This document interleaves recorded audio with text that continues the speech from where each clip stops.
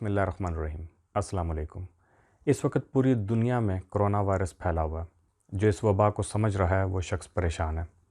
ایک سوال جو ہمارے ذہنوں میں آ رہا ہے وہ یہ کہ کیا یہ عذاب الہی ہے؟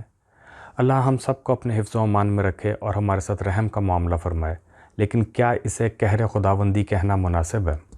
ان سوالوں کے جواب کے لیے بہتر ہے کہ ہم یہ سمجھ لیں کہ عذاب ہوتا کیا ہے۔ ہمیں قرآن اور حدیث میں اقوام پر عذاب کی مثالیں بھی ملتی ہیں، انفرادی عذاب اور پوری دنیا پر آنے والے عذاب کا بھی ذکر ملتا ہے۔ عذاب کیسے آیا یا منسوخ ہوا، مثال کے ساتھ سمجھتے ہیں۔ سب سے پہلے یہ جان لیں کہ قرآن سے ثابت ہے کہ جس قوم نے اپنے نبی کی پیروی کی وہ بخشی گئی، اور جس نے حکم سے روگردانی کی اس پر عذاب آیا۔ انفرادی عذاب کی ایک مثال حضرت ابراہیم علیہ السلام کے دور میں نمرود کے سر میں مچھر کا گھس جانا تھا۔ اس نے ہر وقت اپنے ہاتھوں سے یا خادموں کے ہاتھوں اپنے سر پر جوتے مروائے اور زندگی کے دن پورے کیے۔ پوری زمین پر عذاب کی مثال طوفان نوح علیہ السلام والے واقعے میں ملتی ہے۔ سورہ ہود میں ذکر ہے کہ قوم کے لوگوں نے کہا، اے نوح، تو نے ہم سے بحث کر لی اور خوب بحث کر لی، اب تو جس چیز سے ہمیں دھمکا رہا ہے وہی ہمارے پاس لے آ، اگر تو سچوں میں ہے۔ آگے ہم جانتے ہیں کہ بارش اور پانی کے عذاب سے ساری زمین ڈبو دی گئی تھی۔ اور قوموں پر عذاب کی بات ہو تو قوم عاد جو بہت طاقتور لوگ تھے، اللہ نے حضرت ہود علیہ السلام کو ان پر بھیجا، لیکن انہوں نے نافرمانی کی اور اللہ کے عذاب کے حقدار ٹھہرے۔ حضرت ہود علیہ السلام اور جو لوگ ان کے ساتھ ایمان لائے تھے، ان کے سوا پوری قوم کو تباہ کر دیا گیا اور نشان عبرت بنا دیا گیا۔ قوم سبا کا ذکر سورہ سبا میں ہے، اور سورہ سبا میں اللہ تعالیٰ فرماتے ہیں، لیکن انہوں نے روگردانی کی تو ہم نے ان پر زور کے سیلاب کا پانی بھیج دیا، اور ہم نے ان کے ہرے بھرے باغوں کے بدلے 2 ایسے باغ دیے جو بدمزہ میووں والے اور بکثرت جھائیوں اور بیری کے درختوں والے تھے۔ یہاں اس قوم سے نعمت چھین لی گئی کہ اب کیا بچا ہے کہ تکبر کرو۔ قوم شعیب علیہ السلام جو مدین میں بستی تھی اور ناپ تول میں کمی کرتے تھے، سورہ ہود میں ہی ان کا ذکر ہے کہ اے میری قوم، ناپ تول انصاف کے ساتھ پوری کرو، لوگوں کو ان کی چیزیں کم نہ دو اور زمین میں فساد اور خرابی نہ مچاؤ۔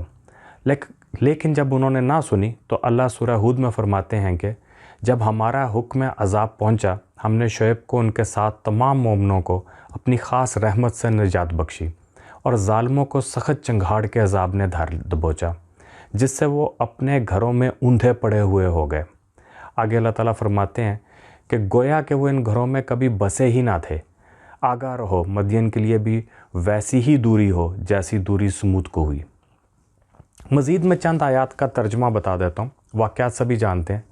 سورہ الانعام آیت نمبر 6، کیا انہوں نے نہیں دیکھا ہم نے ان سے پہلے کتنی ہی قوموں کو ہلاک کر دیا، جنہیں ہم نے زمین میں ایسا مضبوط اور پائیدار اقتدار دیا تھا کہ ایسا اقتدار تمہیں بھی نہیں دیا، اور ہم نے ان پر لگاتار برسنے والی بارش بھیجی، اور ہم نے ان کے مکانات اور محلات کے نیچے سے نہریں بہائیں، پھر ان پر عیش اور عشرت والی زندگی دینے کے باوجود ہم نے ان کے گناہوں کے باعث انہیں ہلاک کر دیا، اور اس کے بعد ہم نے دوسری امتوں کو پیدا کیا۔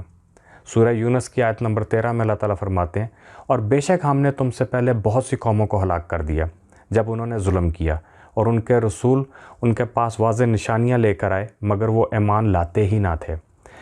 اسی طرح ہم مجرم قوم کو ان کے عمل کی سزا دیتے ہیں۔ سورہ الحجر آیت نمبر 4 ہے کہ اور ہم نے کوئی بھی بستی ہلاک نہیں کی مگر اس بنا پر کہ ان کے پاس ہماری ایک روشن کتاب تھی جس کی انہوں نے خلاف ورزی کی، سو ہم نے ان کو انجام تک پہنچا دیا۔ سورہ مریم آیت 98، اور ہم نے ان سے پہلے کتنی ہی قوموں کو ہلاک کر دیا ہے، کیا ان میں سے کسی کا وجود بھی باقی دیکھتے ہیں یا کسی کی کوئی آہٹ بھی سنتے ہیں؟ المختصر یہ کہ عذاب خداوندی بہت بڑی بات ہے، جس پر آتا ہے اسے نست و نبود کر دیتا ہے۔ قہر الہی کوئی چھوٹی چیز نہیں۔ اللہ ہمیں محفوظ رکھے، جو اس قہر کا شکار ہوا وہ بچ نہیں سکا۔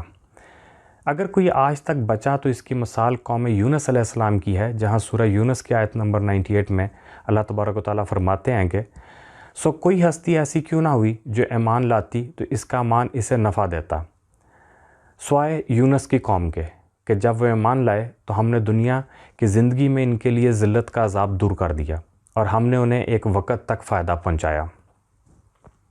مزید قرآن مجید کے مطالعے سے معلوم ہوتا ہے کہ اس نوع کے عذاب رسولوں کی تکذیب کرنے والی قوموں پر آئے۔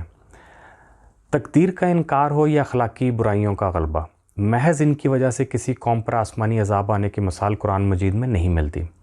قانون رسالت کی روح سے بھی ایسا صرف مکذبین رسول کے ساتھ ہی ہونا چاہیے۔ نبی صلی اللہ علیہ وسلم کی قوم آپ صلی اللہ علیہ وسلم پر ایمان لے آئی تھی، چنانچہ وہ اس طرح کے عذاب سے معمون رہی۔ آپ کے ماننے والے خواہ کیسے ہی گناہ گار ہوں، یقیناً اس طرح کے عذاب سے محفوظ ہیں۔ اب کرونا وائرس پر آ جائیں۔